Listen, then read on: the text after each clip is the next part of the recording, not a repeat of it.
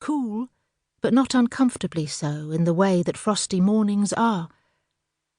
The air tingled against the skin, fizzed its way down to the lungs.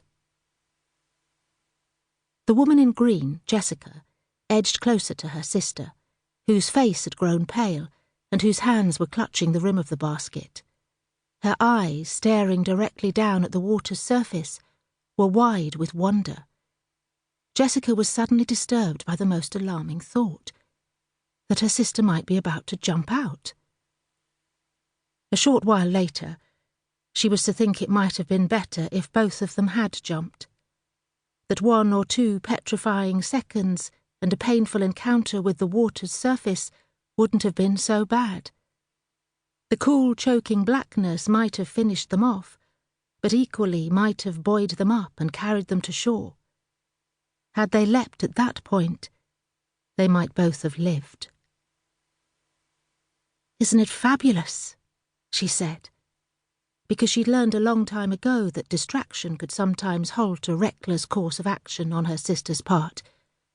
"Are you enjoying it? I can't believe we never did this before." Isabel smiled but said nothing, because a reply would have been pointless. She was clearly besotted with the whole experience. "It's gorgeous, isn't it? Look at those colours." Still no reply. But Jessica had the satisfaction of seeing her sister lift her head and beam at the trees growing right to the edge of the water. They were like ladies at a ball, jostling for space, their floating gowns trailing down, twisting together, until it was impossible to tell where one ended and another began. Beyond the trees, the hills, glowing like precious metals, went on for ever. "We're now above the Harcourt estate." From takeoff, the pilot had been the only one to speak above a whisper. "The original house was built on the rise directly ahead, but destroyed by fire in the late 19th century. Do we need a bit more height?" The retired journalist, with the thinning hair and thickening waistline, was frowning at the rapidly approaching trees. "Don't worry, folks. I've done this before." The 6-foot red-haired Geordie pilot tickled the air above the burner with a short burst of flame, and those closest to him felt the oven blast of hot air on their heads. "I like to stay low at this point, because these woods are one of the best places in Northumberland to see red squirrels. Also, whilst it's a bit late in the year, ospreys." There was a sudden flurry of camera activity, and a pressing towards the side of the basket closest to the woods. Neither of the sisters had brought a camera, so they were the first to see the ruined upper sections of the house come into view, rising from the tree canopy like badly stained teeth. The sister in black shuddered. "The 16th century house was built here for defensive purposes," said the pilot as the balloon rose a little to skirt the treetops. "Back then, you'd get an uninterrupted view of nearly 50 miles of countryside.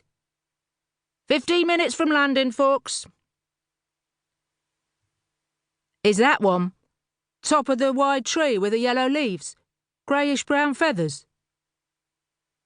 One of the hikers was pointing back towards the treetops, and the focus of attention shifted away from the house. "Could be." The pilot raised his binoculars, turning his back on the direction of travel. "There's someone down there."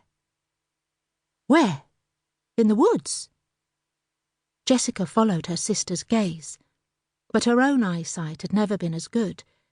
Isabel's hearing was better too, and she had always been the first to pick up scents, to detect the strange flavours in food, as though she were the sharper, clearer forged of the two.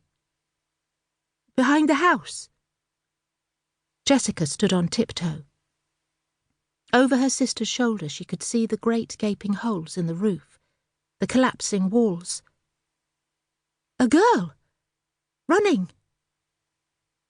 Low enough to make out tiny pillows of moss and broken roof slates, the balloon passed over the house.